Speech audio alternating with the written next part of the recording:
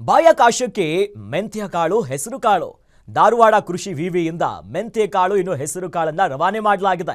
ಧಾರವಾಡ ಕೃಷಿ ವಿವಿ ಕುಲಪತಿ PL ಪಾಟೀಲ್ ಈ ಬಗ್ಗೆ ಹೇಳಿಕೆ ಕೊಟ್ಟಿದ್ದಾರೆ. ಇಸ್ರೋ, ಕೃಷಿ ವಿವಿ ಇನ್ನು IIT ಸಹಯೋಗದೊಂದಿಗೆ ಇವೆಲ್ಲವನ್ನ ಕಳಿಸಲಾಗಿದೆ. ಈ ಕಾಳುಗಳ ಬಗ್ಗೆ ಅಧ್ಯಯನ ಮಾಡ್ತಿದ್ದೇವೆ.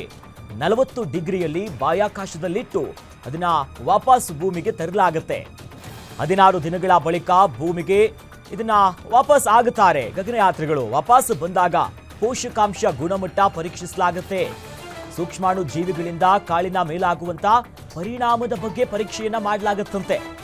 ಧಾರವಾಡ ಕೃಷಿ ವಿವಿಯ ಕುಲಪತಿ PL ಪಾಟೀಲ್ ಈ ಬಗ್ಗೆ ಹೇಳಿಕೆಯನ್ನ ಕೊಟ್ಟಿದ್ದಾರೆ. ಏನೇನಾಗುತ್ತೆ, ಯಾವ ರೀತಿ ಟೆಸ್ಟ್ಗಳು ಸಾಗುತ್ತೆ, ಇಸ್ರೋ, ಕೃಷಿ ವಿವಿ, IIT ಸಹಯೋಗದೊಂದಿಗೆ ಈಗ ಕಳಿಸಲಾಗಿದೆ.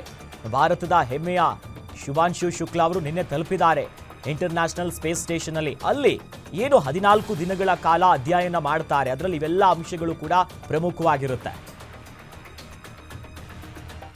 ಯಾತ್ರೆಯಲ್ಲಿ ಮೊಳಕೆ ಒಡೆಸಿ ಅವುಗಳನ್ನು ಮೊಳಕೆ ಒಡೆದ ನಂತರ ಸುಮಾರು -40 ಡಿಗ್ರಿ ಸೆಂಟಿಗ್ರೇಡಲ್ಲಿ ಇಟ್ಟು ಆ ಗಗನಯಾತ್ರಿಕರು ಮರಳಿ 16 ದಿವಸದ ನಂತರ ಭೂಮಿಗೆ ಬಂದಾಗ ಅವುಗಳ ಪೋಷಕಾಂಶಗಳ ಗುಣಮಟ್ಟವನ್ನು ಪರೀಕ್ಷೆ ಮಾಡ್ತಾರೆ ಇಲ್ಲಿ ವಿವಿಧ ಪ್ರಯೋಗಾಲಯಗಳಲ್ಲಿ.